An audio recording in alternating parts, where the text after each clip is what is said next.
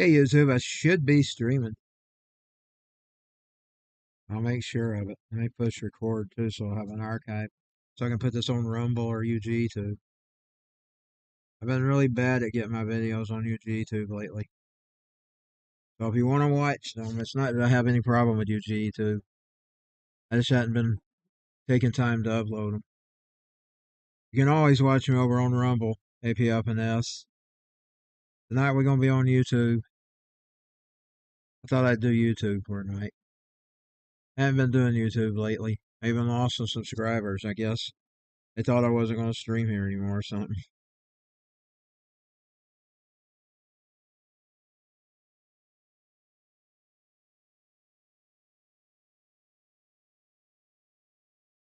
I'm going to try to reverse every once in a while and come from different places. But I am on YouTube tonight. On a Welly guard. I'm probably not going to chat much tonight anyway. I'll try to defeat Matilda. I've been dealing with her for 2 days now. I'm talking about that Cyberpunk 2077. Am I live? I am live. I see it on the phone. And I see the test patterns. So we are live. We're live on YouTube. Let's see what I sound like. Hold on. I'm going to mute me because I'm 20 seconds behind anyway.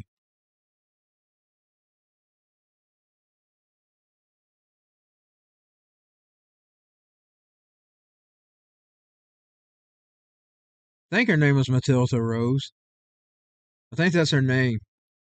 Boy, she's a big woman. A huge woman. We are on YouTube tonight. I will tell you, I have brought back the political stuff in JCBW, aka We Are Titan Wrestling. But now I'm going to do live feeds over on YouTube and places like that. YouTube, Twitch. It doesn't include any, it's just going to be the wrestling matches. We'll just be live and wrestling. It's going to be called We Are Titan Wrestling. But over on the over on YouTube and Rumble, the political skits will be there. The robots. I brought back the robots. We're going to do the skit. And boy, I had pressure this week for doing that. But they're staying. They tried to bully me out of the last time. They do all kinds of dirty tricks to try to bully me out. Watch my videos if I was on YouTube. On YouTube right now. I'm just not going to put the political stuff on YouTube. But now we'll be on Rumble. Now, they do all kinds of dirty tricks when I start mocking their little buddies. They don't like you mocking. They turn up their chicanery.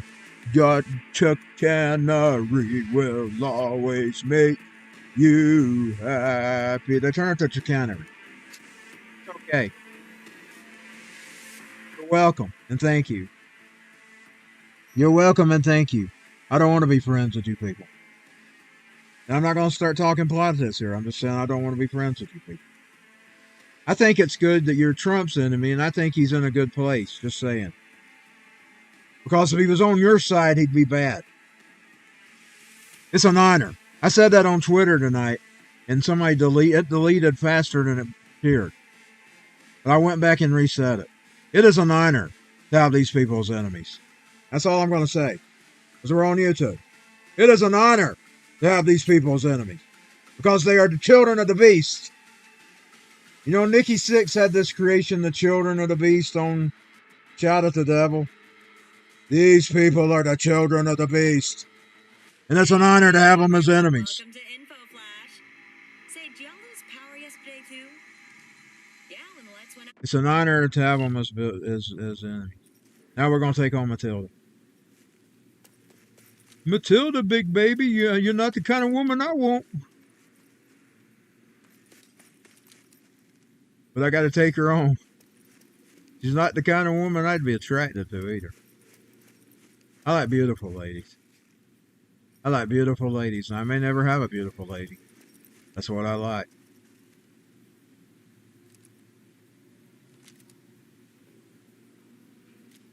If I had a beautiful lady, I would praise Jesus.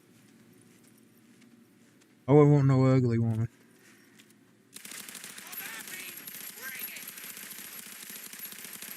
Gotta wear her down. The shooter shields. I don't want to waste my bullets. Oh, she's on me. She's on me like Donkey Kong. Matilda, you're so ugly, baby. Matilda, you're so ugly. Oh my God. The best place to get her is at back. I can't even never get a shot at the back.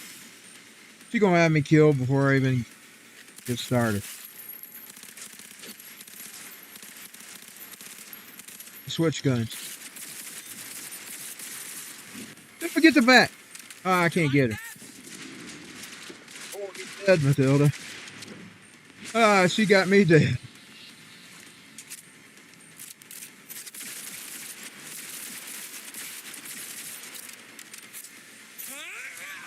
Now, looks ain't everything either. You got to realize that.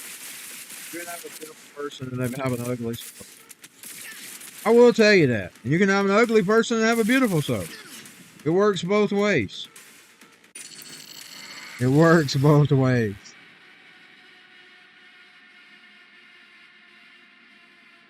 It works both ways.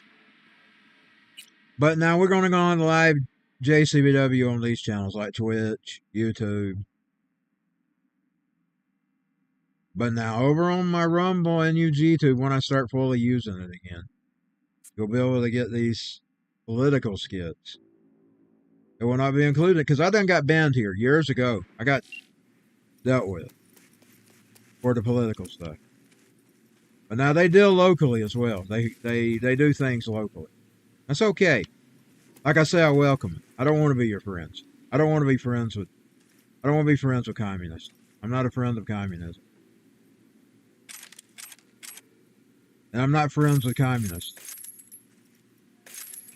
A lot of people can say things that I can't get by with. Now, they don't necessarily get by either. You know, they hide Michael Savage on Facebook. I have to go to his page to look at him. I don't just see when he posts us in the feed. I have to actually go to his page. I've gotten where I do that every other day or every day. Because if I don't see him. But a lot of times I don't think to. But when I think to, I go see him. You know, Michael Savage is really the first outlet Trump really got started on. Mr. Michael Savage. Oh God, I'm going to kill Matilda. She's going to kill me. I'm never going to get her. If I do, I'm going to praise Jesus. Danzig. She's Glenn Danzig as a woman. She literally reminds me of Glenn Danzig. Mother, tell your children not to walk my way. Tell your children not to heed my words. What to mean, what to say. Mother, I was getting them back there for a little bit. He's going to kill me. He did. I'm never going to get Matilda. I'm never going to get Matilda. I thought her name was Matilda Rose. I have to let my eyes rest a minute. That red stuff hurts my eyes. That flashity red, it really gets started after she puts that thing in. After she puts that wire in you and she gets a hold of you with the wire, it really starts.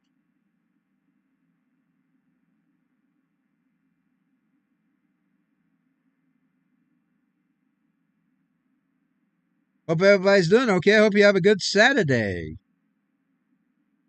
Hold on just a second. Let me give a shout out to the Ringgold area people. There's a wrestling show. Let's plug the wrestling show.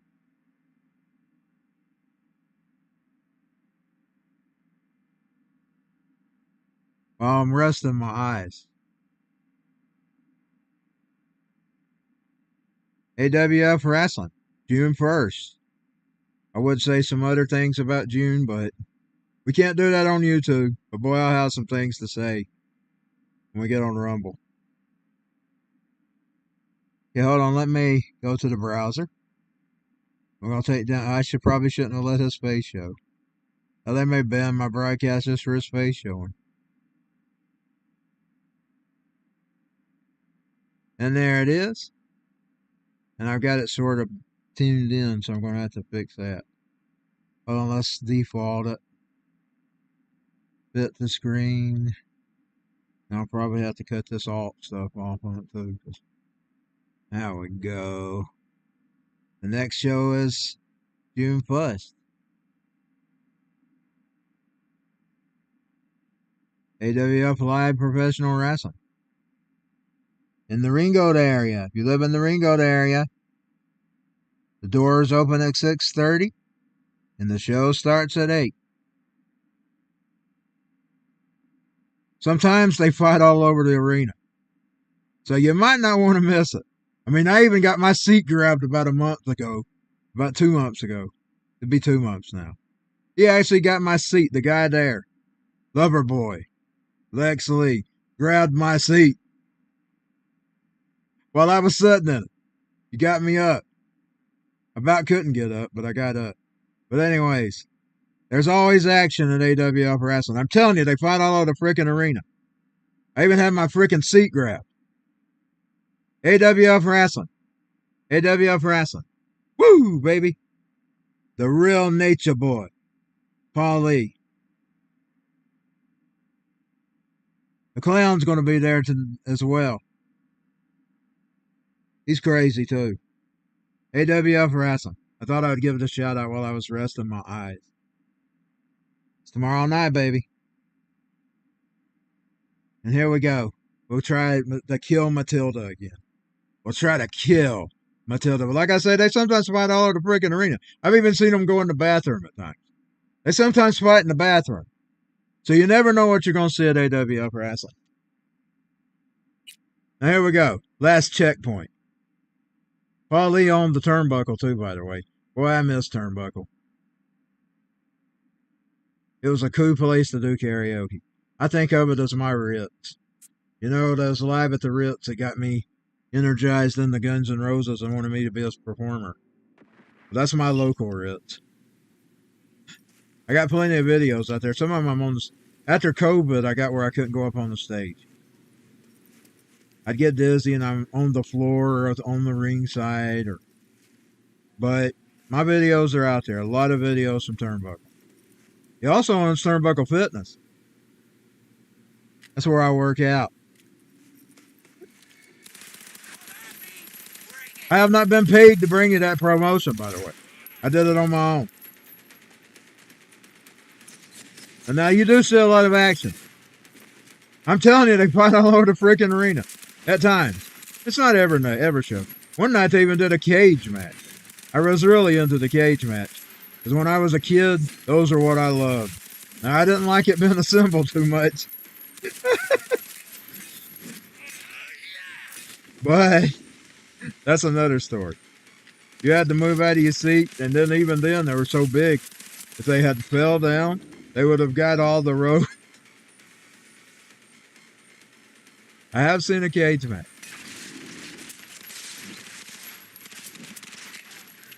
You like that? You never know what you're going to see at AWF.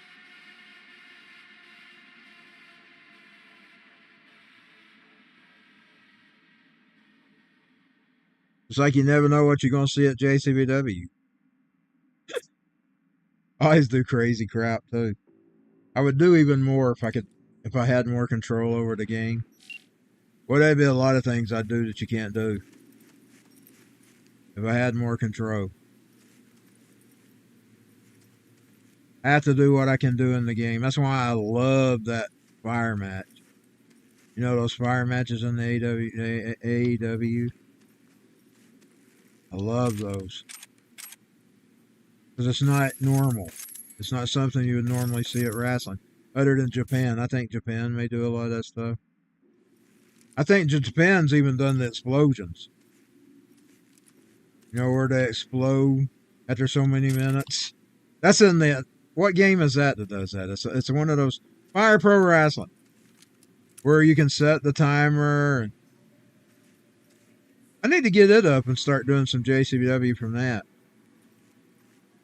Because it's neat, too. Boy, that's a big woman. Look at her. Look at how big she is. I wish I could get her back. Making noise.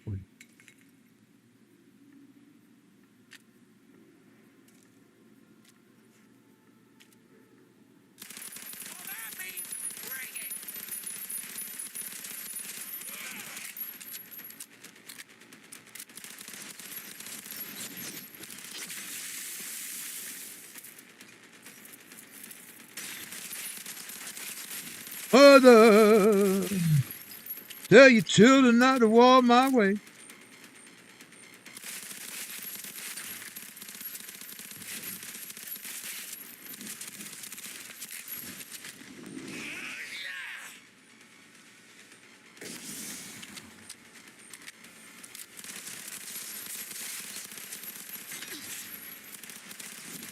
I was doing a little better today than I'm doing now. Get killed too easy.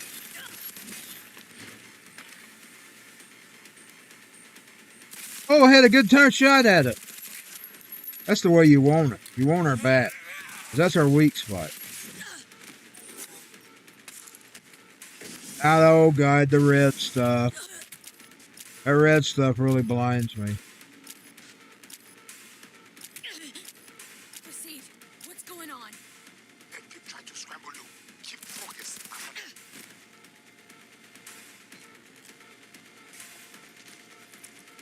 But I cannot hold him long. He is same subweb with alpha animals. Deal with them. Where's she at? Where's this thing at? She's on me somewhere, I know it.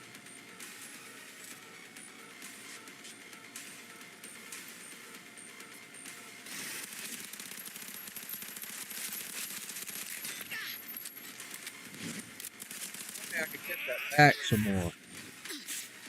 I know that's her weak spot.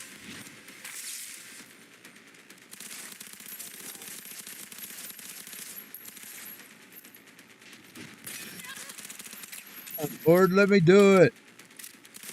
Let's bring this beast down. She's going to bring me down. Let's try another gun. Woo! Boy, she can leap.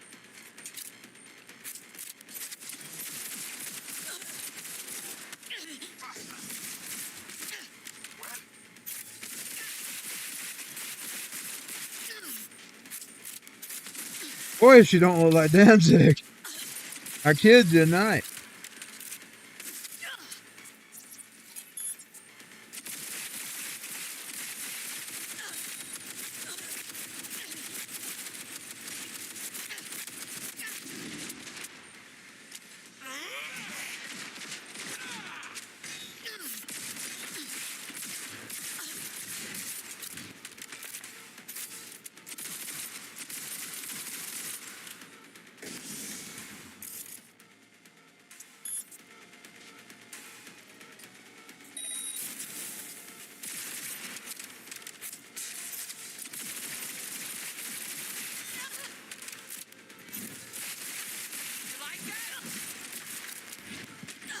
Don't let her kill me. I've gotten so far. I'm cornered. I'm cornered. You must focus.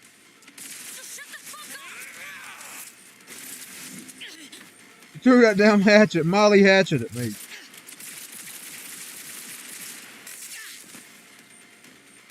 Button with disaster.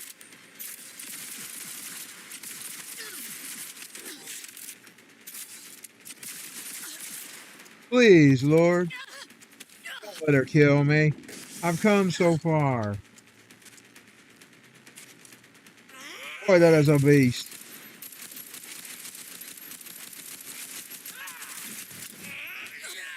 This is a beast.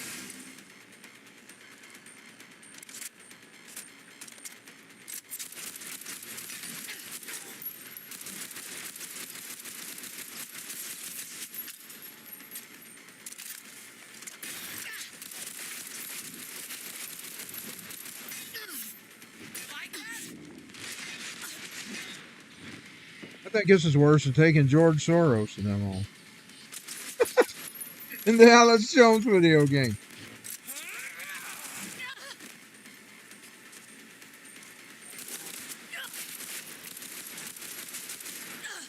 He's gonna kill me.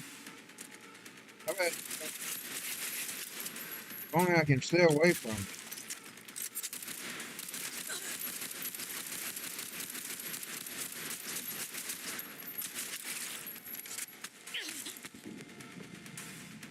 And she done it. That kills my eyes. That literally kills my eyes. That literally kills them. I'll rest them for another few minutes.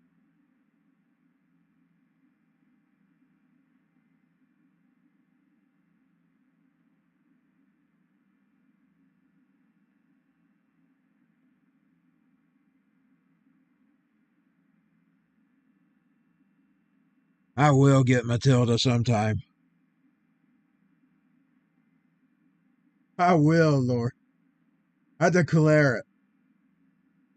I will defeat Matilda.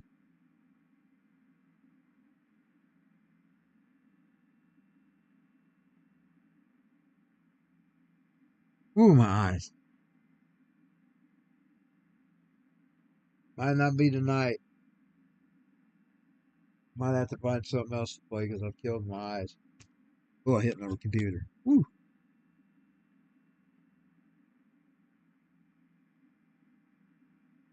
Or if I take the color out,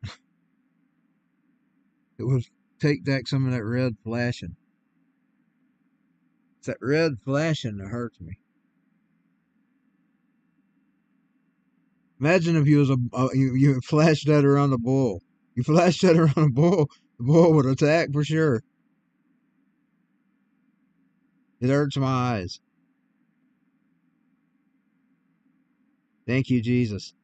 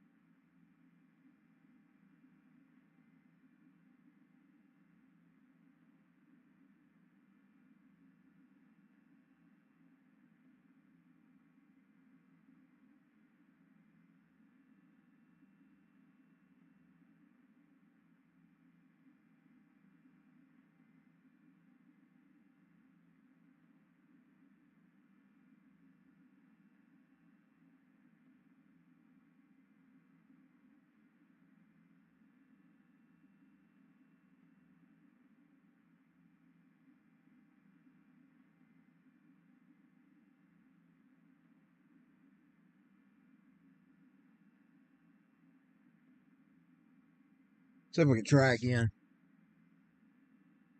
What time is it? I'm trying to keep up with the time. I've only been on 24 minutes. I was late tonight.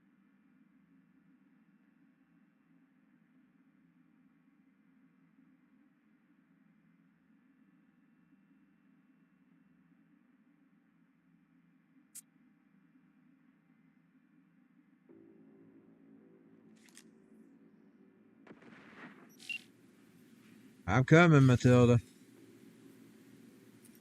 You big Danzig woman. Danzig woman. Mostly, I didn't do much gaming earlier today, I don't think. Oh, we're out here with this guy.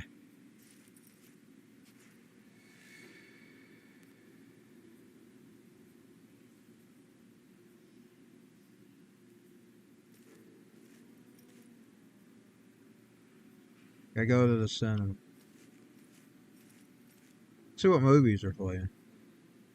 Sweet, clean, speed, Kleenex, speed 2, times 2.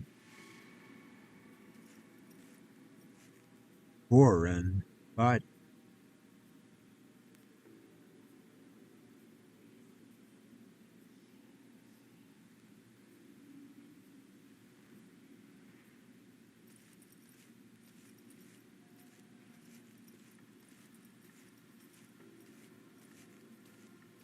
We know who the foreign body is. She's in there.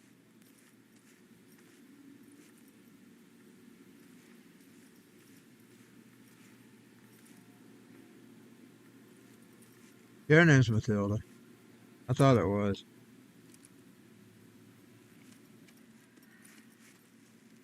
She is down there. I hope she was not. I don't want that big behemoth here.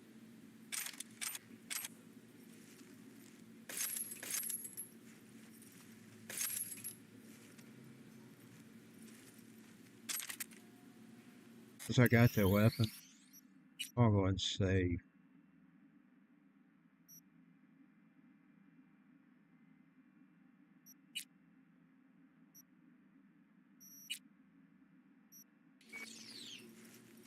We don't have to do that.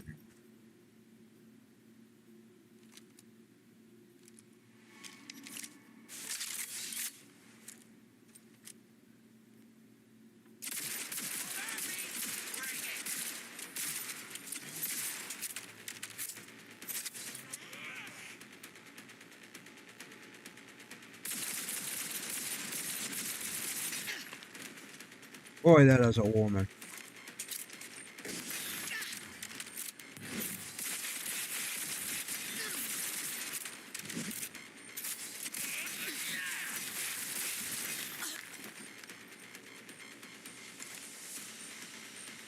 I'm stuck.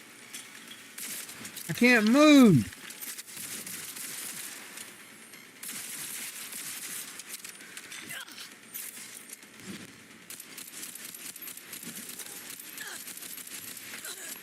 You like that?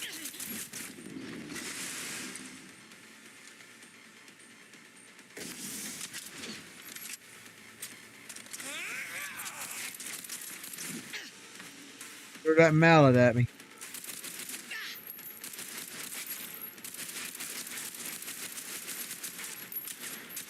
Throw a poly hatchet at me. Oh my God, she tackled me like a football player. Ready for some fun? Proceed. I need to play some baseball. It's baseball season. I ain't played none all season.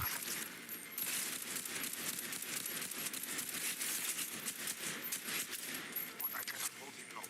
He in same subway with alpha animals. Deal with him.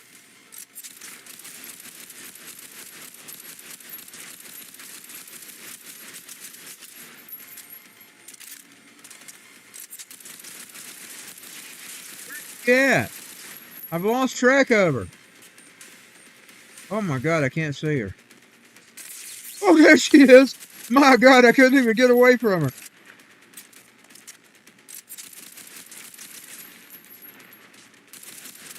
Glenn Danzig's okay for a man, but he's horrible as a woman.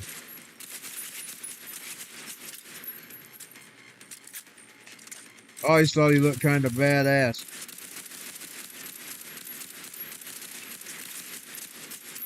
He don't make a pretty woman. I don't want to see Danzig in...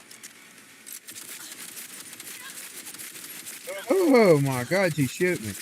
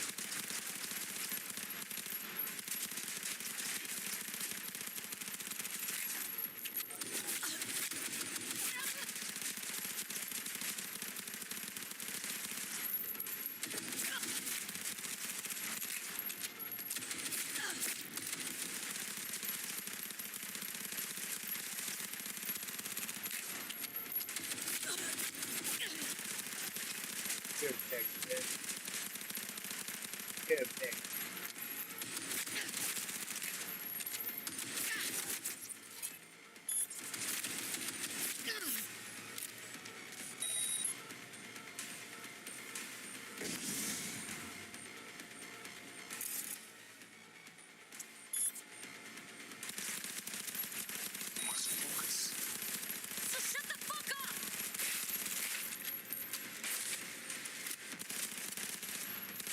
Got nowhere to back up now.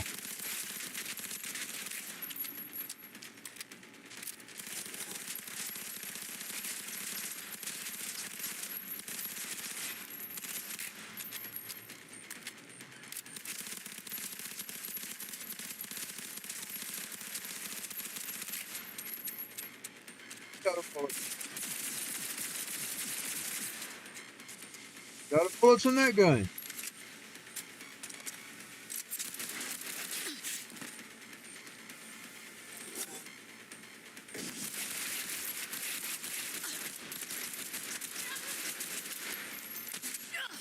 She's got me cornered. I can't get her off of me.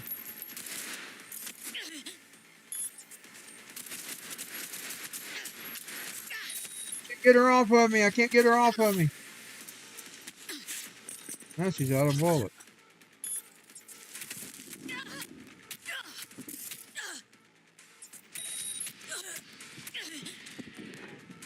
She got me.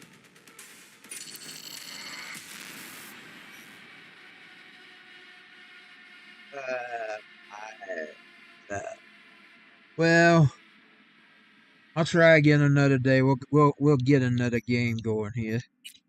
I don't think I'll do the racing. I might jump into GTA. I haven't done GTA in a while. Let's get the other game going.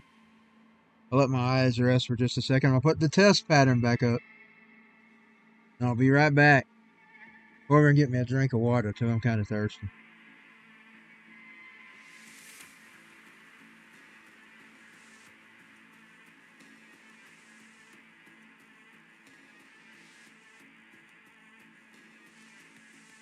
I mainly just did some light mixing today, and I actually rearranged one of my songs lyric-wise too.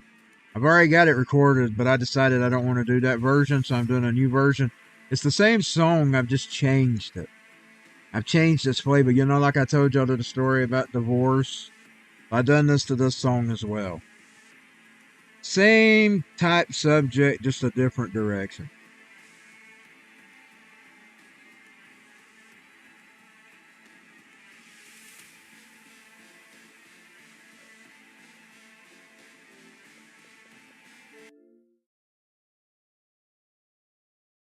I hear one of the rude schmucks driving here around late at night.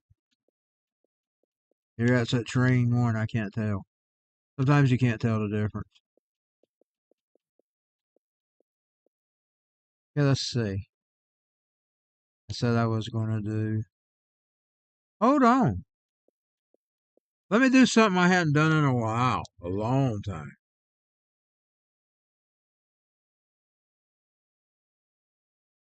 I just seen it in my list. It's going to Fallout. But I'm going to go over here and take a Fallout 76. Now I'm going to go over here and take me a drink of water. I haven't done Fallout 76 in a long time. 76. Vegas. New Vegas. I meant it's New Vegas. I'm going into New Vegas. Like I said, I ain't done it in a while. It's one of my favorite Fallouts. I love Vegas. A lot of people going about 3. I wasn't that impressed with 3. I like Vegas.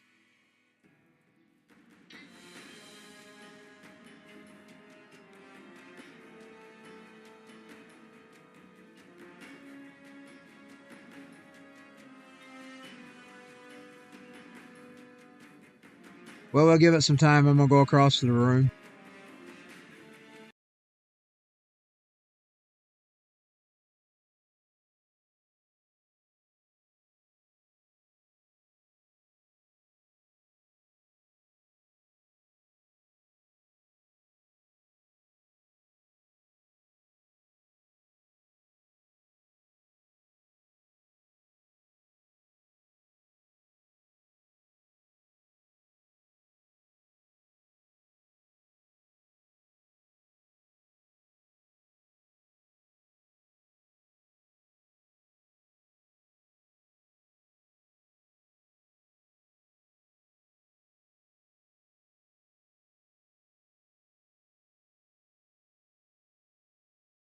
Well, that's been slow ass. I should have told something else.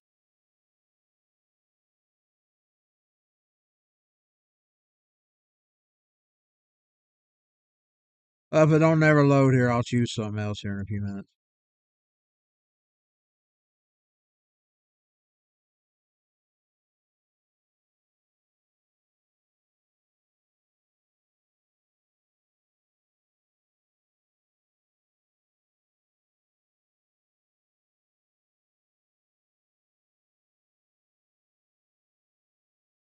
Since you're hearing me, you might as well be seeing my face. And I'll turn the camera on and I don't even know what my hair looks like. I fell asleep earlier.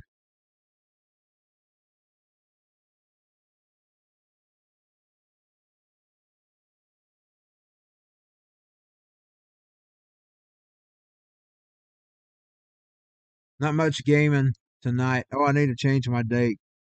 Hold on, let me do that. We're in June now.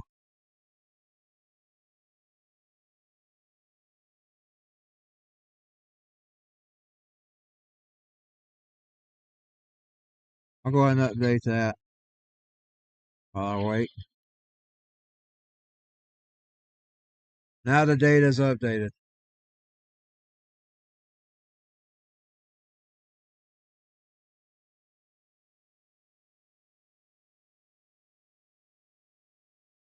This is taking too long.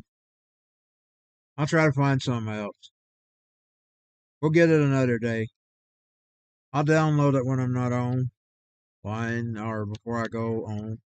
And we'll do New Vegas another day.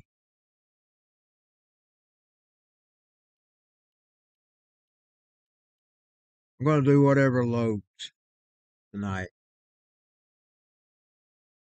Whatever loads will play.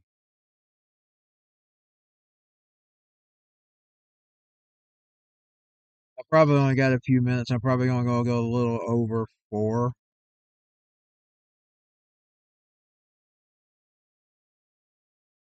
I'm probably not going to stay on long. Because I was late getting on anyway. I don't usually do gaming and talk on here. Because at some of these sites, you're not allowed to talk. I read something earlier on Facebook. A guy by the name of Mike Adams has put a lawsuit against them all for their censorship. You know that's not supposed to happen in America. And unless they're book companies, they don't have a right to do it. If they're considered a publisher, well, then by all means, they can censor. But really, because these are communications, it should be just like the telephone. They shouldn't be able to really control it. I hope he gets somewhere big time in this lawsuit against them. Because there should really be no such thing as censorship. I mean, there's really no place for it in the United States of America. If we go by the Constitution, now I know we don't go by the Constitution, but if we go by the Constitution, there should be no such thing as censorship.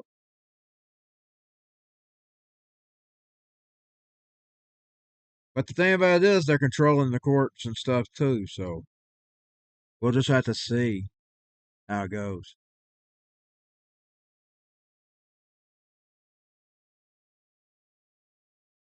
I'm going to tell you something about the justice scales.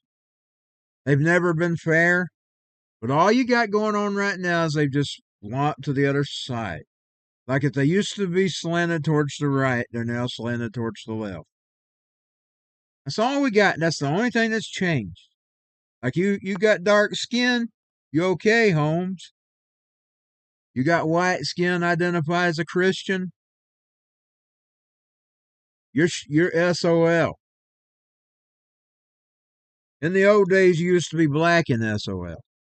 Like in Georgia here. Georgia was one of the first states to ban black men from being able to buy guns so they couldn't protect their families.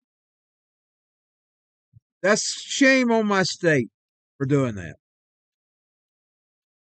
To protect those white hoods. They were mostly Democrats, by the way. Oh, they don't like you talking about that.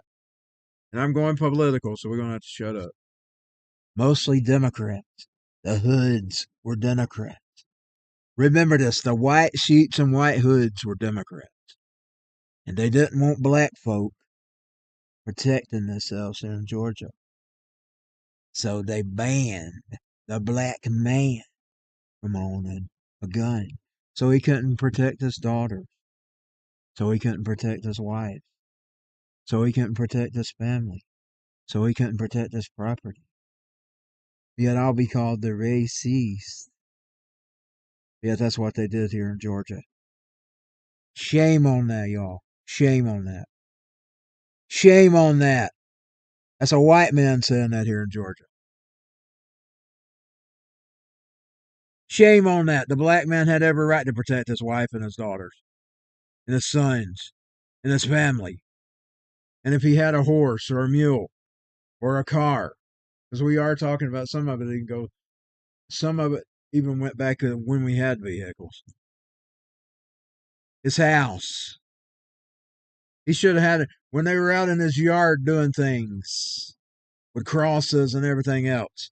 He had a right to protect himself from that. And he wasn't allowed to protect himself because some white schmuck banned him from having a gun.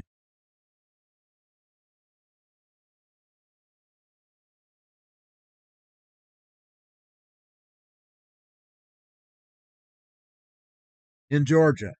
In the state of Georgia. In the state of Georgia.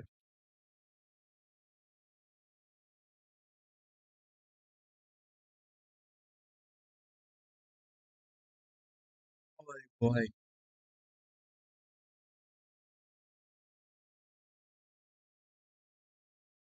I didn't unmute the game. There we go. I want you to invest Sorry, y'all. in a partnership. There is a chain of salvage yards going into administration. Buy one of them, and it will be the start of something very profitable. Well, come on. What more do you need to know? I'm ashamed that went Pull on the in my trigger. state. Come on, baby. Let's hustle. Let's grind. Let's make some paper. I'll be in touch. I am deeply ashamed of that. Just to protect those white sheet Democrat hoods. Yes, let me say that again. Just to protect those white sheet Democrat hoods.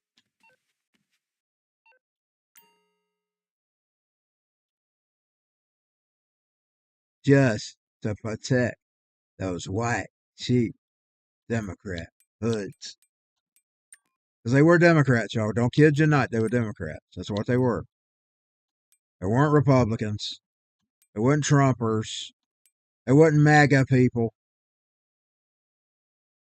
MAGA people, as far as I can tell, they don't care what color you are. They're more interested in your philosophy. Whether you love America or not. From what I can tell, that's what MAGA is. MAGA doesn't care if you're a Latino. MAGA doesn't care if you're black. MAGA doesn't care if you're Asian. MAGA doesn't even care if you're a rainbow waving flag person. If you love America, MAGA loves you. That's something the Democrats don't want you talking about. Oh, I'm probably ticking some people off right now. That doesn't mean we might not agree with you or something, like, say, the gay issue. It's a divisive issue because the Bible frowns on it. Hello, this is Vincent. Haven't seen you since we were first acquainted at the Diamond. Since then, I unwillingly retired from my former post, head of security. I'd like to offer you a lucrative, albeit unorthodox, opportunity to make some money and sabotage one of your long-standing adversaries. If you're interested, meet me at the Vespucci police station. If you're a flag-waving American, MAGA loves you. That's what the Democrats don't like talking about. They don't want you to know that if you're an American, we love you. We don't care what color you are, what country you come from, what your heritage is, whether you're gay or straight. We probably wouldn't even care if you were a Democrat. If you were a Democrat and you loved your country, now we would probably question you. And we'd probably be like Tulsi Gabbard. You know, a lot of us love her. Savage loves her. He interviewed her. I've been liking her for years. Uh-oh. She's got the cops on her bow tie. Well, that was a nice car. Let's see if we... Well, I'll crash it anyway when I start fighting. That is a tight space. You can't hardly do it with this control. But MAGA doesn't care what color you are, what practices you practice in your bedroom. Just as long as you keep it to yourself. Not around the children. Not around the children. No sex around the children. That goes for grown people. That goes for straight people and gay people. No sex around the children. It corrupts.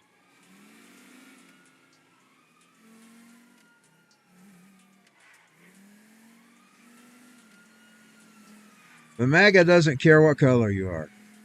There's some Latinos for Trump. I love some of their vehicles. I've watched some of them. And people call me a bigot against Latinos. They do. Because I just don't like the illegals. And sometimes I go too far with my rhetoric. I sometimes regret that too because I'm thinking, well, did I just turn away somebody that might not have been my enemy? Did I just make enemies of somebody that might not have been my enemy? I sometimes think that. All because I got caught up into the rhetoric. Because I don't care what color you are if you love your country. I'm going to be honest. I don't care what color you are. If you love America, I don't care what country you come from. I don't care if you come over on the boat in Europe or you walked across you come across the border. I won't say walk across because a lot of them people pay big time to, and sometimes have to go through years of torment. I'll tell you one tale. Rodney Howard Brown, go listen to his tale about having to get immigration status. Now, of course, he was a white man from Africa. He probably had a minus against him because even though he would have had a plus being from Africa, he would have had a minus against him for being a white man. Because white men need not apply, as Savage always say. White men need not apply. That's racism too, by the way. That's racist. What I like about the Latinos that are against this stuff, they're against that too. They're against that racism.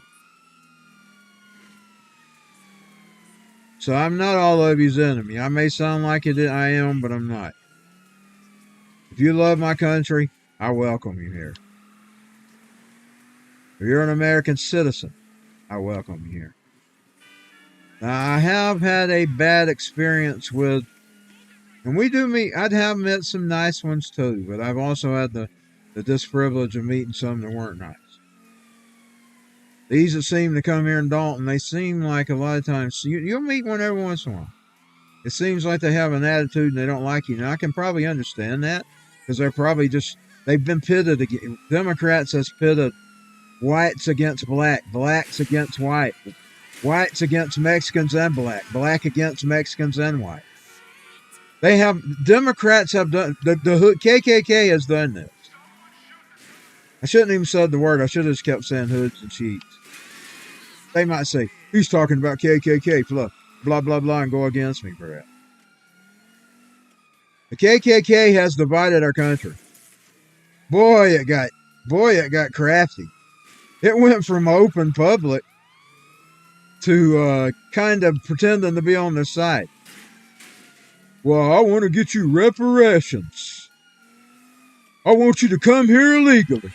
They're underhanded when you really think about it. They're trying to pretend like they're on their side, almost at the prostitute. She was pretty in pink, that's for sure. I seen her pink outfit. Pretty in pink, isn't she? Boy, they've got us divided, y'all. And the hoods got crafty. I mean, back in the old days, they used to use intimidation. Now what they do is pretending to join you. Well, we can't beat them, we'll just join them. Hey, let me think of a Southern name. Hey, Bubba, we can't beat them. Let's join them. Let's pretend like we're on their side, and then we can get everybody hating each other. Yeah! He's like me, he ain't got no teeth. I lost my teeth from diabetes, by the way. I brush my teeth, I take care of my mouth. And then I had a hard pizza crust to take my front two out. All I want for Christmas is my 220. My 220. I sung All I Want for Christmas. Boy, it made the speech impediment hard. I bit into a Little Caesar's pizza, and both tooths got broke. They finally fell out a few months, December, and I didn't have to fall out. I had to go have them pulled. It was like September when I broke them, and I got a bad tooth infection. I had to go have them pulled. I bit bad, hard crust. And my mama said, well, why do you eat the crust anyway? I don't eat the crust. I said, because I like the crust. It's the best part of the pizza. I didn't know it was going to be too hard. I just bit down into it and snapped. I'm not some old thing that don't have hygiene. And then there's people that I'm going to shut up. I'll get in trouble. I'm just going to shut up about that. We're on YouTube. But in today's world, I smell people. You know, like I see dead people. Well, I smell butt people. I don't think some people even wash. I smell stinky people. Every time I'm out, I smell somebody stinking. I wonder, do they bathe? I smell stinky people.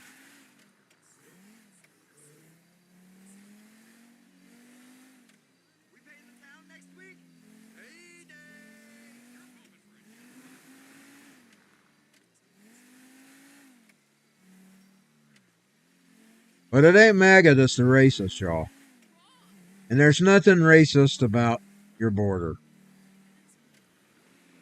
Even Mexico. I'm gonna tell you what I've heard this on. I heard this week. This news. I seen news that Americans that don't like the high prices here have slipped down into Mexico, and they're living there. I don't blame them. But Mexico's deporting them. Many a day. Now, why can Mexico take care of their border and we can't?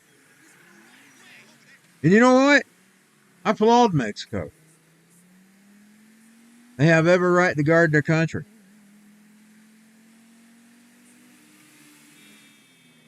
Now, at the same time, because they don't have no respect for mine, if I thought I could get by with it and I was brave enough, I'd walk across that border too.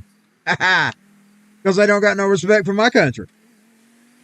But now at the same time, if they caught me, I'd probably say, congratulations, you caught me. And you know what I'd tell them? I don't know if they'd understand me, not as they wouldn't be speaking my language. I'd say, now only if you'd respect my border too. That'd be what I'd tell them. I'd say, since you got me, now you know how it feels. That'd be what I'd say. I don't care. I know the little paid cop. He'd just be doing his job. You know what? That's what I'd tell him. I'd say, well, now if only you'd respect my country. Congratulations, you caught me. I was in your country illegally. Now if only you would respect my borders. That's what I'd tell him. If I was brave enough and had the health enough, I'd do it just to see if they could catch me. I would. I don't have the help.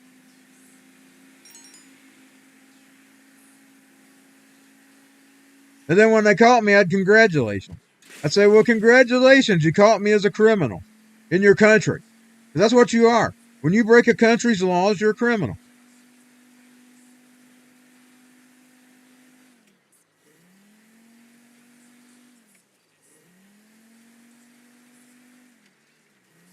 You don't even have to be a bad person to be a criminal. You're a good criminal, even if you're a good person. You know, I always get mad at Trump as he goes on about the bad people. But the thing about it is, you've already done bad just by breaking into the country. There's no such thing. And you can't have a country without borders. Not possible. You can't have a country without borders.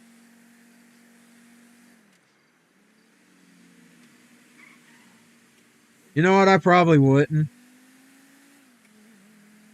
Because I kind of have more respect. You know, that's what's wrong with our society today. We don't got no respect anymore. Nobody respects. And I know I'm sounding like, what's his name?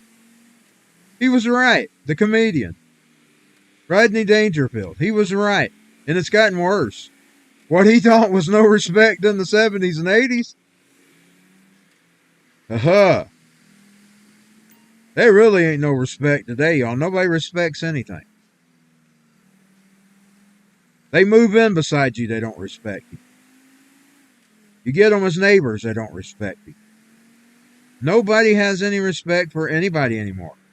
It's a horrible world we live in. And one of my favorite pastors I've been listening to lately, he's always going on about how horrible Christians have gotten. Well, they just can't handle it. They can't handle this horrible world that we've been thrust into. Now, I know God warned us. But the warning, I'm going to tell y'all something about the warnings. It's worse than it's written. Everything I'm experiencing in these current days is worse than anything I read about in the Bible. Words can't describe what it really is like in these last days. And like Savage said the other night when he was closing, he said, just do nobody harm because it's going to get worse. And I'm just paraphrasing him here. Just be good to people. Because we're going to get, you think it's bad now, it's going to get, and it is. It really is. It really is going to get worse and worse and worse and worse. Indeed, it's going to get totalitarian. I can't say it. It ain't coming out right. Totalitarian. Like, it's going to go far from the internet. Soon, I could see a drone, barking at you in your yard. I can see those days are coming. They already got them in China. They got them rolling down the street. You can't understand what it's saying. And it's yelling and it's echoing. Be a little tiny drone rolling down the road or flying in the air, and it's yelling. They're not going to just be sensing the internet. They're going to be sensing in real time. You know, they can already cut your vehicles off from remote. They've already got it built in the vehicles. If you got a current vehicle, they can turn it off. And you notice that's bullying you to get rid of your, or wanting you to get rid of your old vehicles. Hey, that's the reason they wanted you to get rid of your old vehicle. Because they wanted you to be totally under their mastery, their technocracy. I probably went too far on YouTube. Luckily, there's a recording, so if it gets taken down, we will post it somewhere else.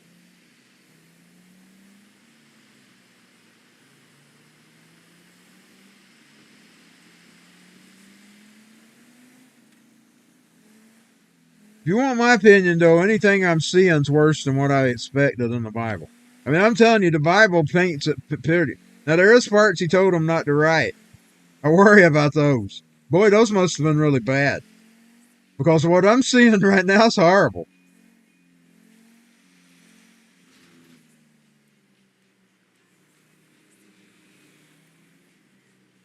And I've been seeing this world since we got into 2020. This horrible world that I've really, really been seeing. I mean, I was seeing signs of it all the way back to 9/11. One of the waker-ups. There was several of those. I had several of those moments. Several of those wake-up moments. But what I'm seeing right now, I can get out Revelations, and Revelation seems worse to me. I mean, I'm talking about the old days when I read it. I never imagined it to be as horrible as it was painting. But now if I get it up, I actually picture it worse than what I'm reading. Because that's what I'm seeing with my own eyes. Not just reading in the book. And I don't know how there's any atheists in this world today. You got to be totally deceived if you can't see some of the stuff that's going on. I don't know how you can be an atheist. And I'm not speaking out against some of you. Some of you atheists are smart. Some of them even rejected 2020. What was happening?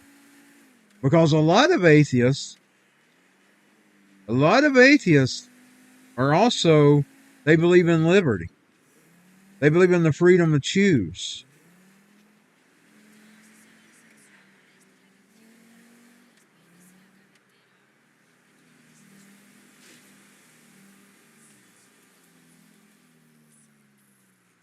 That was something, even though a lot of people got offended at his rhetoric and his looks and what he did. But now, one thing Marilyn Manson was always good at preaching. Don't just believe something because somebody tells you to believe it. Believe in it because you believe in it. And he would often say that he would read the Bible as a book to learn what was good and evil, right and wrong, etc. And he would take out of it what he wanted to take out of it. I know you can't do that. As a Christian, you can't do that. I'm just telling you what he would do. You know, a lot of people paint him as this boogeyman. I'm your boogeyman. That's what I am. But there's a lot of wisdom in some of the stuff he talked about, even though he wasn't a Christian and he wasn't bringing you towards. And that's where he was a problem. That's where he would be a problem. Because he's kind of competing with God there. You don't want to compete with God. Because he isn't mocked. He isn't copied. Any man that takes away from him is a liar. But now, I'm just telling you some of the things. I use some of his stuff that he taught to even help me out by not just going along with everybody. Getting along and going along. You know what I'm saying? She's going to make it to the customs if I can know where it's at. How do you find where to take it? Oh, God, I broke her window. Well, I took her hood down. There we go. Oh, it's messed up. There's no hood.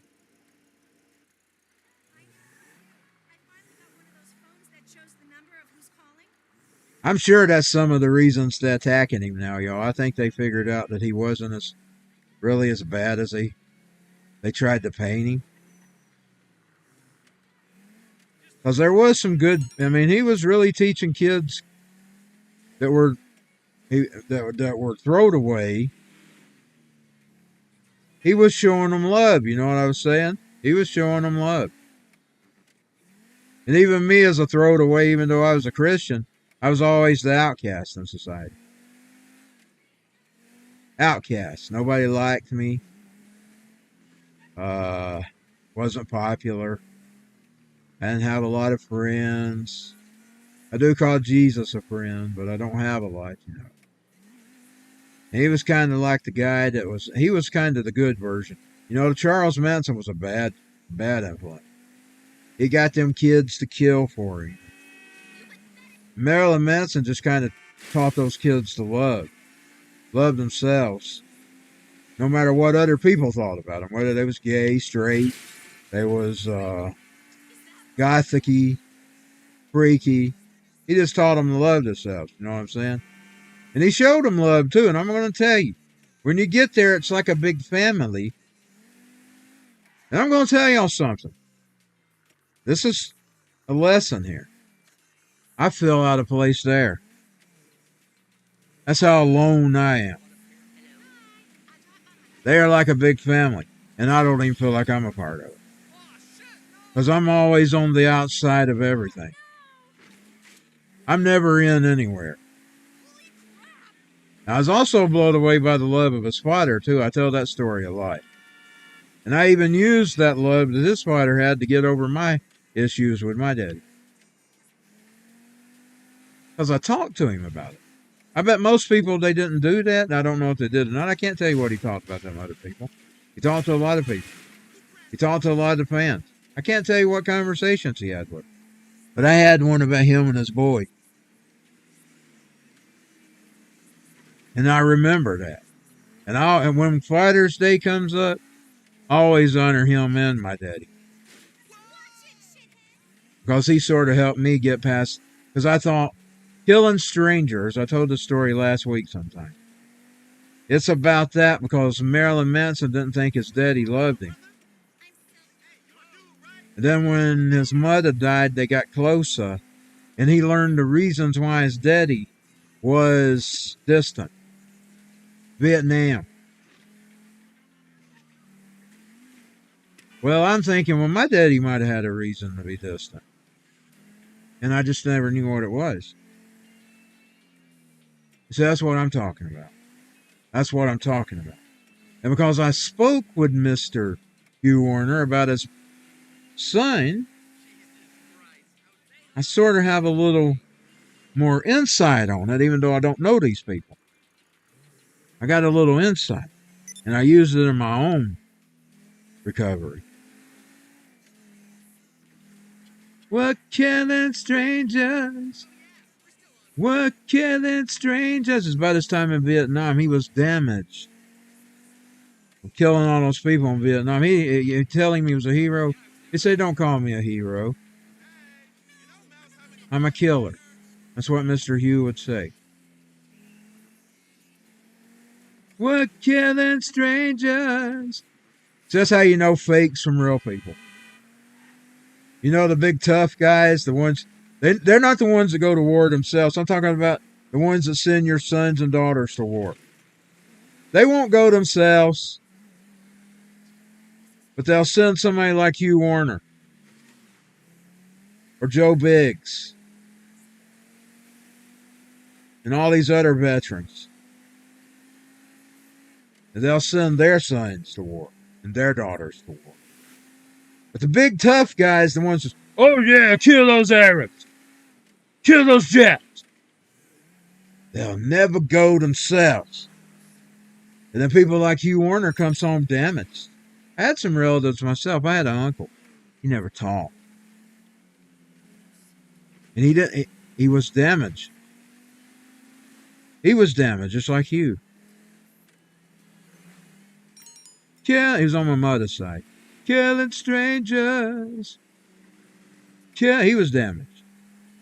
Now, he didn't break up his family. They had a pretty neat family. They would meet on Fridays, have cookouts. They're all dead now, except for some of his children and his grandchildren. But they would have cookouts. They would. Memorial Day would have been a big one. You know, this is what come up this past. That would have been one of their days. But he was damaged.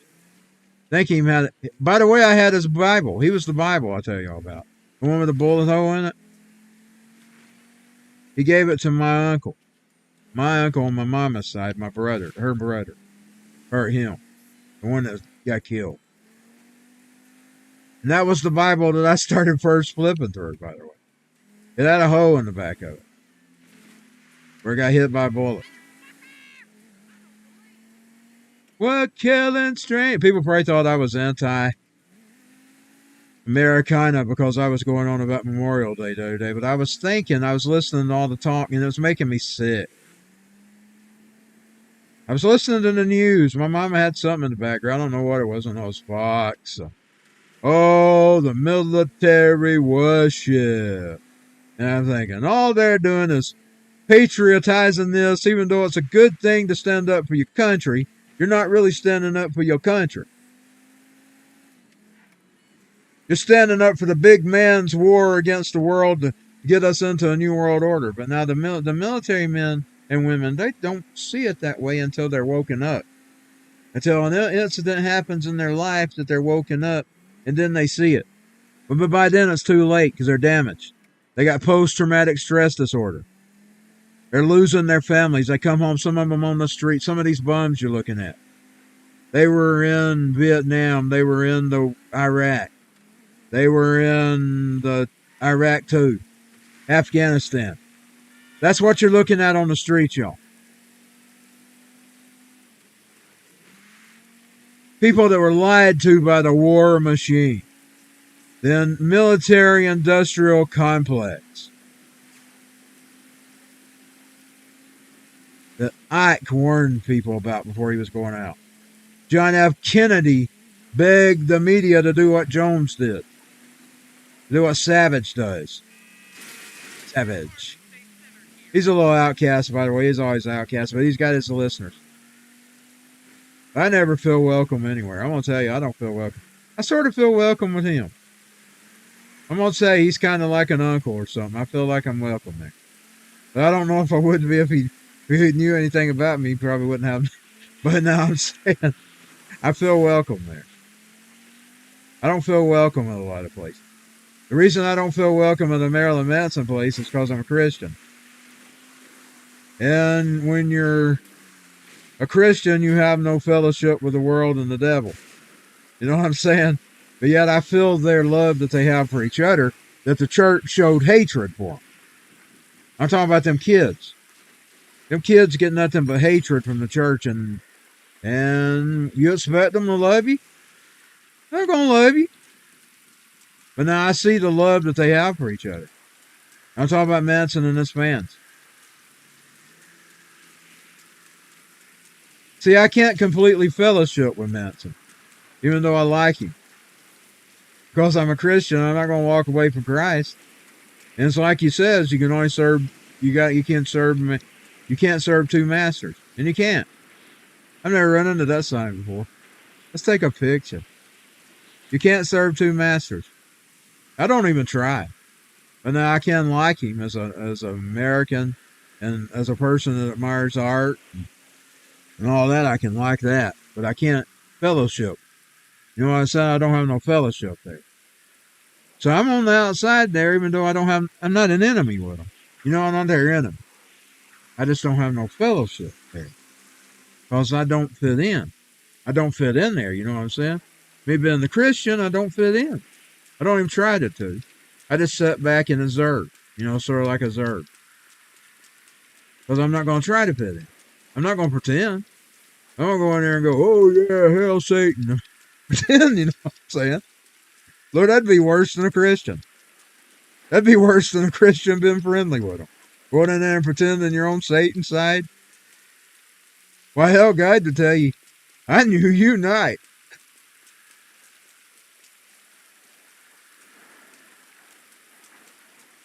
So I don't really have no fellow. And I don't have no enemies. Indeed, I get along with them people a lot better than I get along with regular worldly people. You know what I'm saying? Because they are outcasts. They're just like me. They're outcasts. I was an outcast. I'm a Christian outcast. You know, I don't mind. Sometimes I don't mind. Because when I see the directions other people are going, I don't mind. I don't mind being the outcast. Because I think Jesus loved those outcasts. That's what I'd tell the Marilyn Manson and all of his fans. They think he's against them. They've been convinced that he's a mean guy. He's waiting to hit them. He'd probably love them better than he loves us Christians. Because they're outcasts. His heart's probably hurting for him. Now, I know he does think about us. I overdid that. Because there's a verse in there. I'm not here for the world. I'm here for you. I'm praying. He was praying for us. But now I say his heart probably hurts when you got all these people out there thinking that he hates them because some man or woman in a church was mean to them or molested them. That's what some of them are too. Molested children. You got some. That's what the song, the several of the songs are about. The organ grinder and all that. It's about the child molestation in the churches. I even did Wrapped in Plastic. It's got some of those lines in it.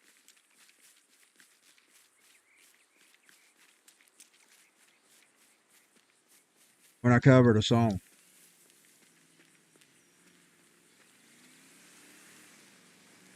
I didn't mean to get into this. All right, this is a conversation that didn't mean to happen. All right, to get your car. Come on. He got away. He got away. I'm going to have to get off here in a minute anyway.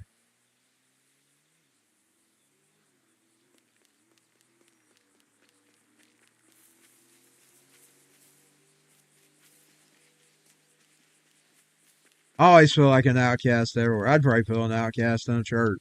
I don't know. I don't go to churches, so I don't know. I don't hardly go anywhere. It ain't like I'm just staying away from the church because I want to stay away. I don't hardly go. I don't feel like going places. Most of the time, I don't feel like going anywhere. I go places every now and then.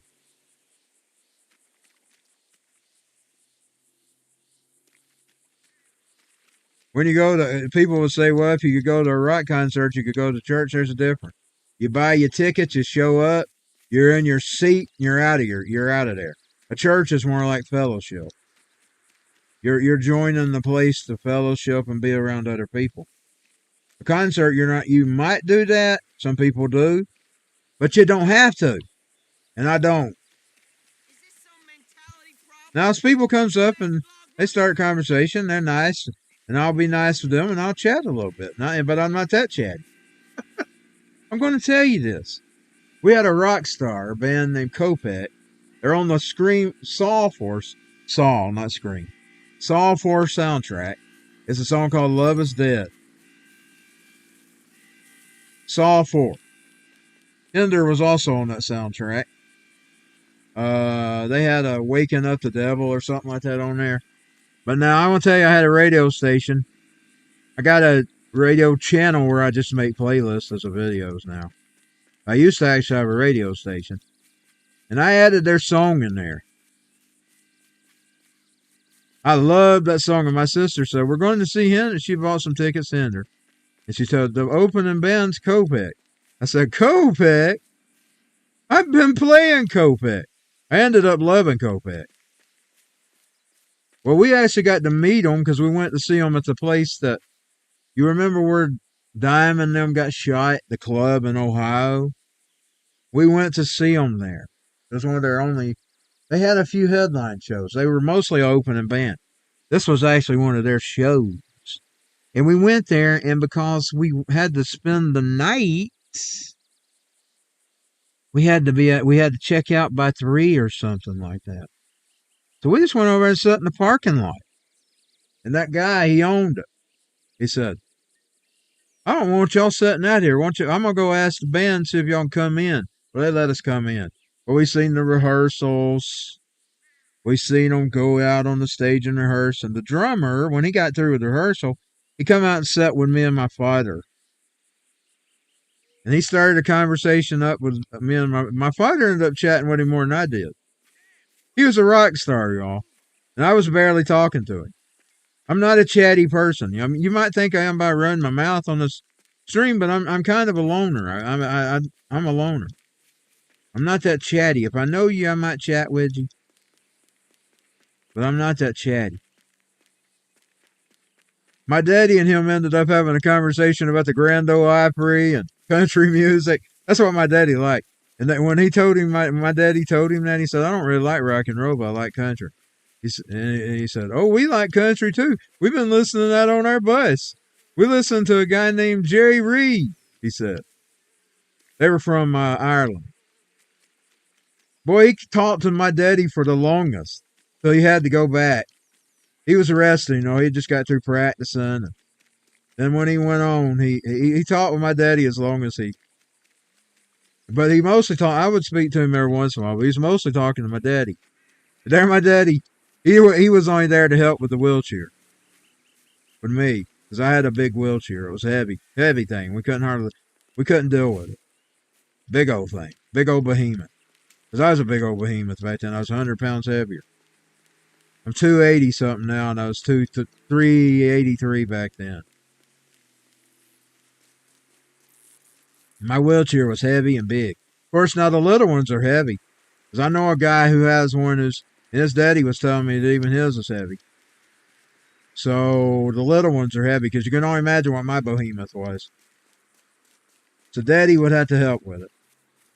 Even after he went blind, he still helped with it. Now, he didn't let people know he was blind. That's the thing about my daddy.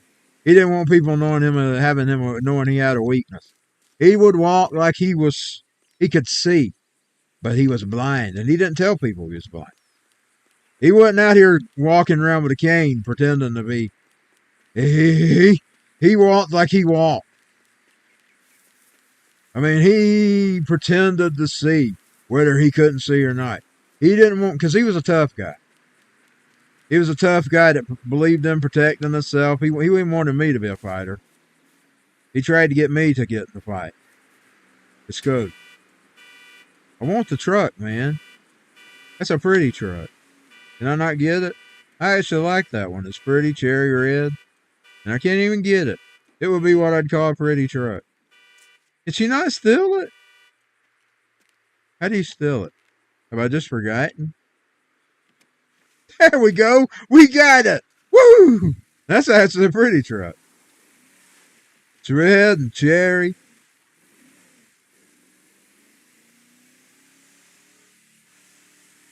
The engine's not too noisy.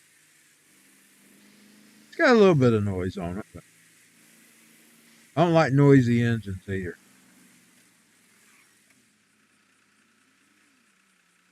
Pretty and cherry red. That's a pretty truck there. What should I call her? What should we name this red truck? We'll give her a girl name. Let's see what I want to call it. Boy, she's pretty.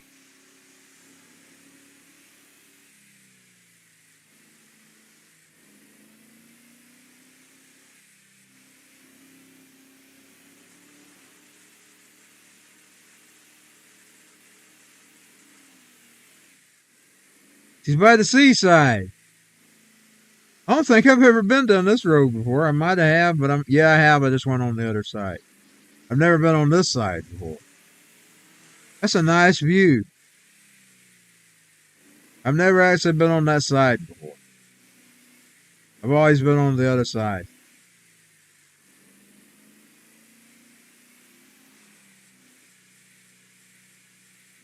We're killing strangers. We're killing strangers. So we don't care. She ran into a store. See if she can get her some more clothes. A woman always wants more clothes. That's something ladies like. I'm thinking about getting me some nice clothes. I've always just got t-shirts and jeans and shorts. I think about actually getting me some nice shirts. But been a slob my whole life. Slob. Like slob. Look nice. Bom ba bom bom bom bom bom bom bom bom bom bom bom bom bom bom bom bom bom. Well, you can tell whether we are used my walk. No time to talk. I've been kicked around since I was born. I don't just need a jacket. You get me some nice clothes. I'm tired of looking like a slob. You know, I got so many slobs today. That's another thing about this new world we live in. Everybody's a filthy slob. I like seeing shot stuff. Everybody's a filthy slob. You go everywhere you go, everybody's filthy slobs. They've overdid it. I mean, I know back in the day they used to overjudge you about everything. Everybody's a filthy slob. Their body's covered, and I'm not trying to offend people here, but I probably will. Covered in every ink you can have, and I'm not saying that's a good or bad, and that's your choice. Their arms, they got pins sticking out of their face, their nose, their ears. And if that's what you want to do, your prerogative. I'm just saying everybody's a slob today, me included. When I see somebody sharp, I think, damn, that person looks sharp. Damn, that suit looks good. I think that. Savage, he gets up, he's an old guy, and he gets up and he dresses sharp on his stream. Everybody has become a bum. A slob. We're all a bunch of slobs. We're a country of slobs. A country of slobs. I know you don't judge people on appearance, and there's a part in the Bible about that. About a guy comes in the church, and he's all bad looking, and he's raggedy, and the church looks down on him. But then they roll out the red carpet for the hypocritical thing that was all dressed good, and in his heart, he was ugly. And the guy that was dressed rippity was the one that was more closer to Jesus. So I know you can't judge people on their looks either. Never say, people can say one thing about me. I may not like stuff, but I don't judge you on it. Indeed, if I bumped into you and you could be covered head to toe. You'd be painted up like a tiger or something and tattoos. And if you had a good personality, I could be friends with you. I could be a friend of yours. I would not judge you on your looks. And there's rock stars covered with tattoos that I love. Covered. But now I kind of look at the rock and roller. This is my, and I know they have to be in society too. But a lot of times when they're out there, they're basically their own entity, you know. They're sort of like their own company. They're representing their brand. When I see regular people out there, I'm thinking, what you represent?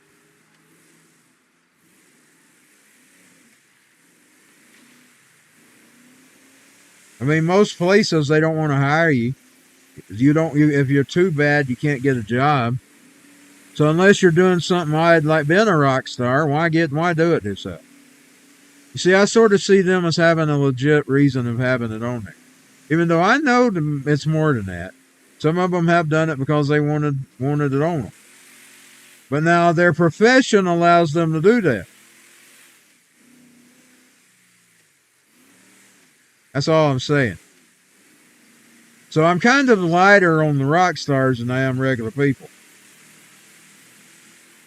Because I'm thinking, well, he's representing his brand.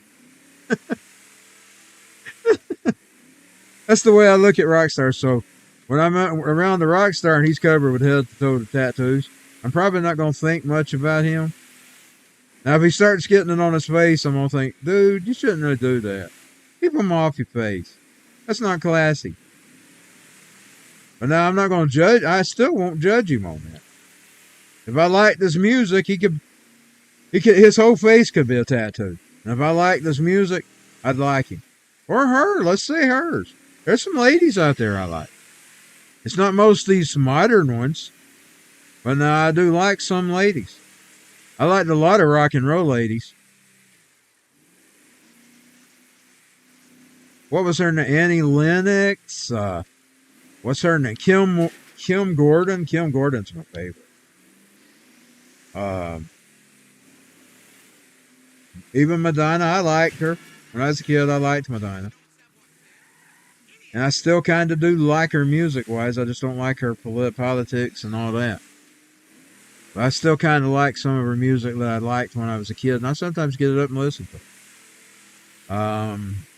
I've even listened to some of her new stuff. I just don't agree with her. I don't have to agree with everybody.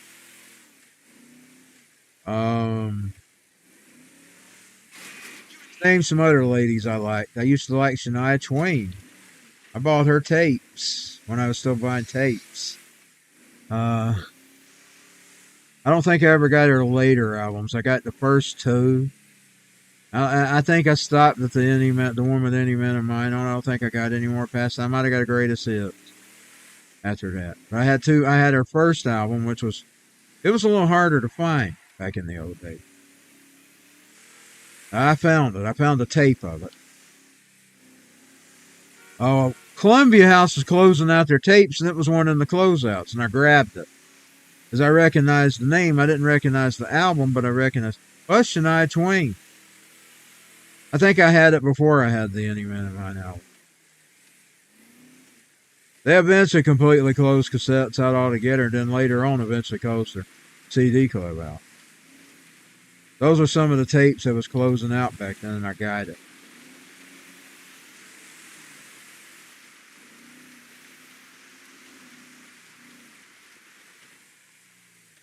Shania Twain is one of the country ladies I like. I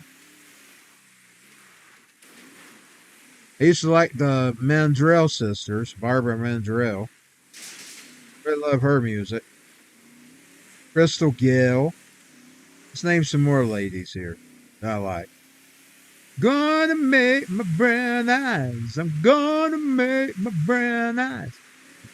She was a Loretta Lynn sister. Coal miner's daughter. I liked her.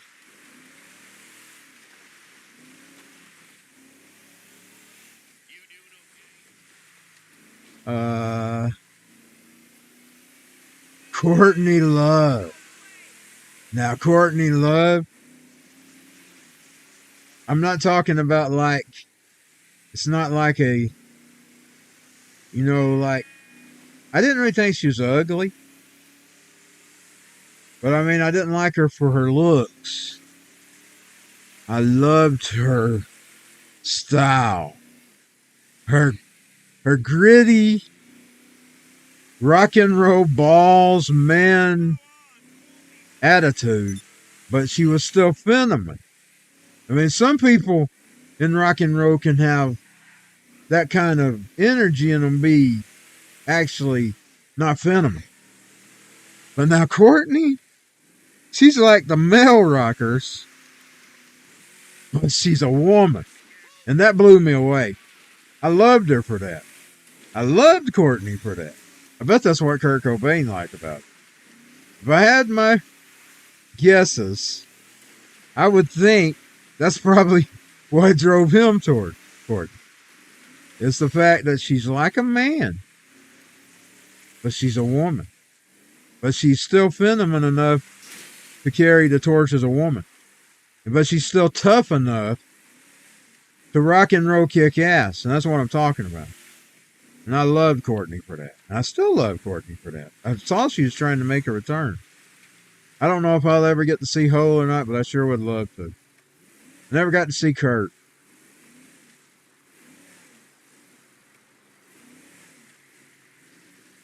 Boy, she is... Her and Kim Gordon are two of my favorite rock and roll ladies. But I think she wins even though Kim Gordon was kind of more prettier than her, glamorouser than her. Like she had a foxy look. But now Courtney wins because of her attitude. And I'm not saying she's ugly. I don't think she's ugly. Some people might. I don't. She always looked older, but she wasn't ugly. But now I'm saying what I liked about her was more than looks. Let's just put it that way, more than looks. I didn't like her just for looks. I loved her attitude. I loved that. She was a woman, but yes, she was tough enough for rock and roll. Let's put it that way. She had been spit out a few times. Spit and chewed out a few times, and she got the rock and roll attitude. And she carried it good. Now, a lot of the Kurt Cobain fans don't like her. And I sort of understand some of that, but I never did turn that way. Indeed, I got her album first day it come out. You remember when she released, I am the one you want, can't look you in the eye. And then I went and found the other one later, and I loved it even more. My mama actually got that for me for Christmas, but I had them hunt it down. But I got it as a Christmas present, the other one. When I was a teenager. That album. The one that when she was dating Billy Corgan. Now, that thing I got for Courtney Love's more than looks. I like her attitude. I mean, I like her rocking. I don't know if you'd want to be, but now I like that rock and roll attitude. Let's just put it that way. When I was... See, there's another lady I liked in rock and roll too, and I forgot about to mention her. Indeed, I actually got a thank you letter from them, the band. What's the names? Oh, they were similar to Courtney. Bum bum bum bum bum bum bum bum bum bum bum bum bum bum bum bum bum bum bum bum. I'm thinking of Babes in Toyland. Bum bum bum bum bum bum bum bum bum bum bum bum bum bum bum. I love them.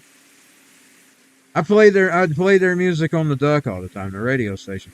Yeah, the only band I ever got a thank you letter. It was their MySpace page, and it was their MySpace page. They wrote me, "Thank you for playing our music." And I cherished that letter because I loved Babes in Toyland. I loved them just like I loved Courtney. I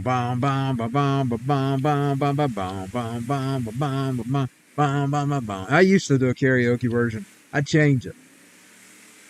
I'd still sing it. She's my thing. I'd sing. He's my thing. I'd sing. She's my thing. Boy,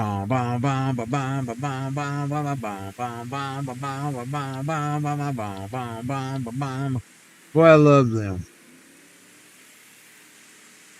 She's another one had that attitude, sort of like she was feminine, but yet she was raspy enough for a rock and roll. You see, you can be too feminine for rock and roll. But some of them ladies that I liked wasn't too feminine for rock and roll. And they played rock and roll like the men played. But yet they were feminine enough to still be ladies. And that's what I like. Now I know they were all feminists. I think she was feminist. And I think Courtney was feminist. I think Courtney has a little bit more sense than some of them. Because I'll sometimes hear her break the box. I'll hear something very smart from Courtney.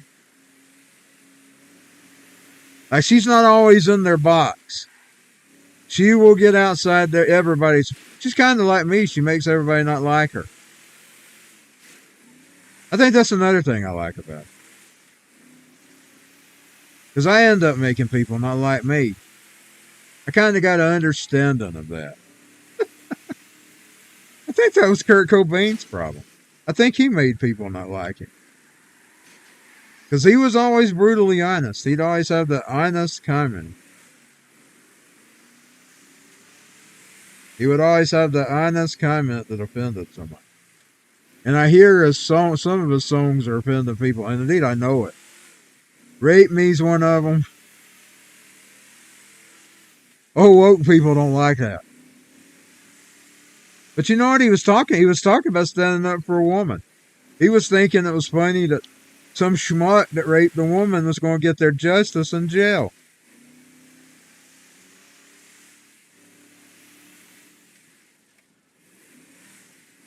Kurt Cobain was a male feminist.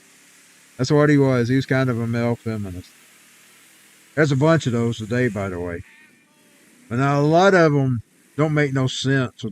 They'll just stand up for anything and everything. One thing I do love about Kurt Cobain and even Courtney, they're not completely like that. If they get out of the box, they'll get out. And she still does it. He did it back when he was alive, and she still does it. So every once in a while, I'll hear her come out of the box and say something that everybody else ain't saying. And I'm always, yeah, go, Courtney. Because I'm that way, too. I'll say things out of the box. And the problem is I'd probably offend all them liberals. They probably all hate me. Because I've got a bunch of conservatism in there to me, but I'm not really a conservative. I don't really fit in anywhere. Like I was telling earlier, I don't fit in anywhere. I don't fit in anywhere. I feel more welcome with Savage, and I'm going to tell you why. He's not a liberal. He's not a conservative. He's just savage. And he's more conservative than me. But I still like him anyway because, one, he knows all this history. You always learn something when you're around him, but even more, he's more entertaining when he talks. But he's also not one way or the other. Indeed, you never can pin which way he's going to go. You might be thinking he's going to be one way, and then you'll listen to him, and you'll learn he's completely opposite of where you were thinking he was going to be on that subject. I've seen it several times. Rodney Howard-Brown's another favorite with that kind of stuff. Oh, he's the same way as a pastor. You never know how he's going to fit in. Those are the kind of people I take up as role models. Those are who I see as role models. When I see a person like that, that's my role model. Because that's what I want to be. I want to be my own person. I don't want to be like anybody else. I don't want to be anybody else. Oh, Marilyn Manson had a new song on one of his new songs on his album about that. It's one of my favorites. I don't want to be like anyone. So how's it go? I forget how it goes. No one I want to be like. No one I want. I can't play it as I'm on YouTube. If I wasn't on YouTube, I'd get it out and play it because I can't remember what the lyrics say. So he stays the same because he don't want to be like anybody else. So I don't want to be like anybody else. I just want to be me. So those are the people I take as role models. But if I don't try to take the bad ones as role models, because I'm not wanting to be bad. It's the good ones I look at as my role models. The bad ones I sort of take after them, but I don't take them as role models because that's not what I'm striving to be. I'm not striving to be bad. But no, I do have some bad role models. I'm not striving to be bad.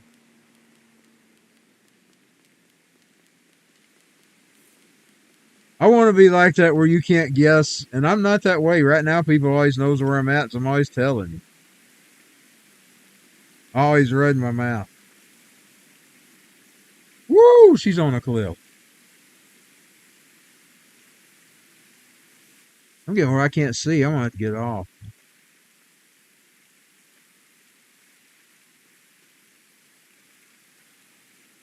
I don't want to be like anybody else either. I just want to be me. But now, that's where I can't even fit in with Christianity there. Because you know what Christianity is supposed to be? You're supposed to be less of you and all of him. One of my favorite rock and roll Christian songs is about that. That band Skillet. That dipped my hide in gasoline. And I learned that from a pastor that was speaking out against rock and roll. And he was playing that clip, and I was listening to it. And they looked like grunge. I mean, that video was so grungy. It looks like it could have been out of Alice in Chains or Nirvana or Soundgarden. It was so grungy, and I was so into the grunge music back then. You know, Kurt had died. We're talking about 1995. And I seen that Skillet. But I started listening to those words. And I thought, dang, that's a powerful song.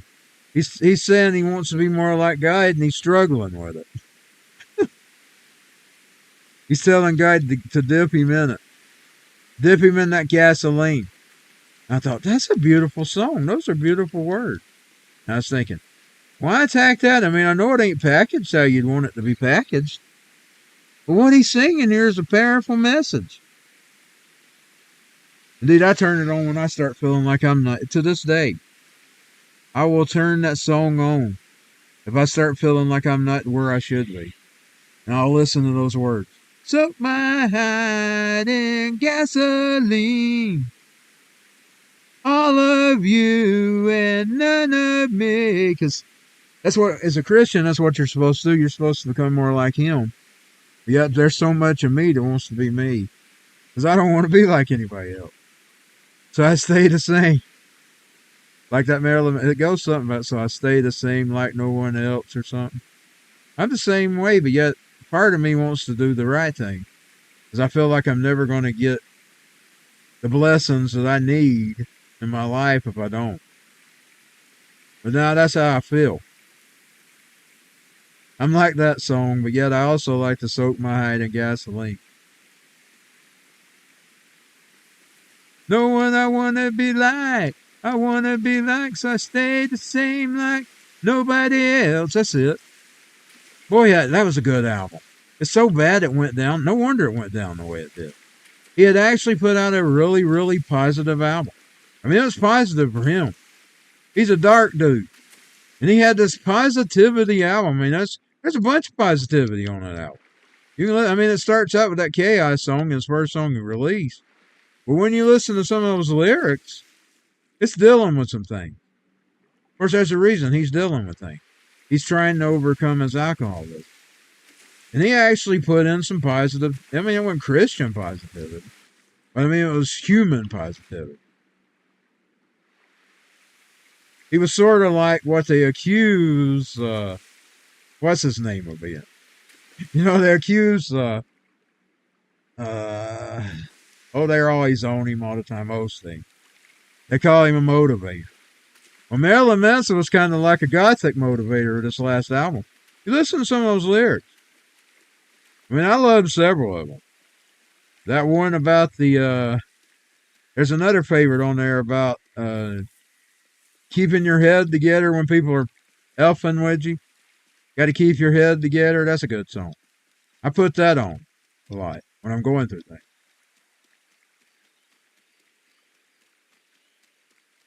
It was sort of like a gothic, dark, positive album. I mean, I've seen some positive in it. Maybe I'm just seeing things. I don't know. There was some really deep lyrics on that album. I mean, it's deep. It's the last album before that was just total. That was really as dark as they called him. You know, he had that song. I know he is everything they said he was. Well, that album was really dark. And I was really noticing it one day when I was listening to it not too long ago. I was working out to it. I was thinking, boy, he was in a dark place. It's when his father died. It was when he was probably his last legs of his alcoholism and drug addiction. And he was really in a dark place because that album was dark. And I realized how really dark it was when I was working out to it. By the way, I work out better. I'm going to tell you, Marilyn Manson gets me through a workout more than anybody. He raises some kind of adrenaline in me when I'm working out. I mean, I can do it and get things done that I wouldn't be able to. Like normally, I'd be, oh, God, I'm tired. But then I can be working out him. You mean I did it? You mean it's sort of like a blackout? But I don't black out. I know what I'm doing.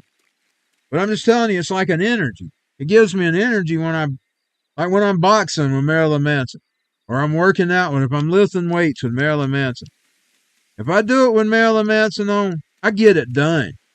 If I was doing a job and I had to work, I'd find some way to slip Marilyn Manson on. Because I could get it done. He gives me some adrenaline. I kid you not. I get an adrenaline with Marilyn. My favorite album is the Pale Emperor. That's my favorite one to work out to. I'll sometimes change it up. Like one day I was doing Antichrist Superstar. And one day I was doing that other album, the one I was talking about a while ago, the one that's really dark. That really is that's the darkest Marilyn Manson album there is.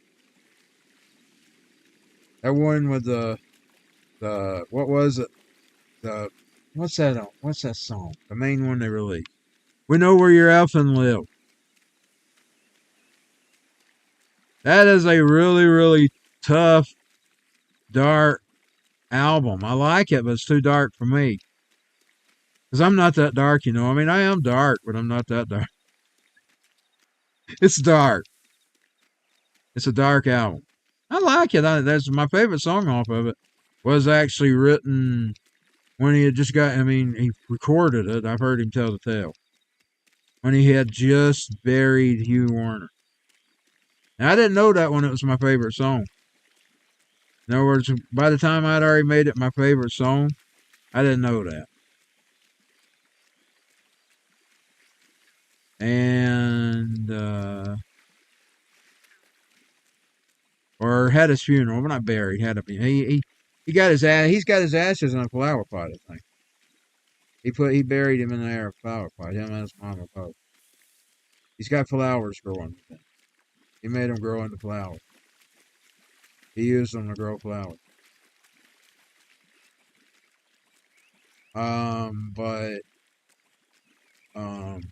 Put their ashes in the flower pot.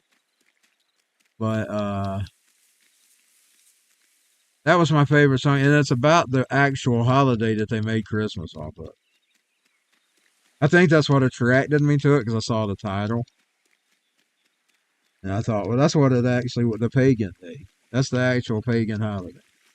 What do you name that song? It's not coming to my brain right now. What's that song called? Anyway, it's on the album. It's what they named the Christmas. It was the actual holiday that Christmas was made off of.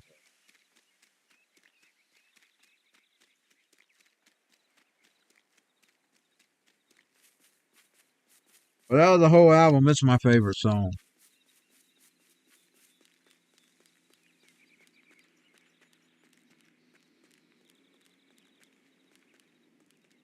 Because it sounds like one of those dark songs like Bajas and them. It's got that sound and love will have us. That genre. It's got that sound. And The Cure. The Cure had that sound too. The Cure, them, love will tear us apart again. Oh, I discovered a Baja song that I never heard before. Because I didn't ever listen to it. It started playing with the karaoke's. It just cued. And I've been practicing with it because I was singing it. I was just singing it with the words on the screen. I never actually heard it before. I sort of had it sung right, never hearing it. Just seeing it on the screen and singing it with it as it was playing. I don't do that much. Because I'm not good at singing songs unless I know them. Then I went and found the real thing. I started singing.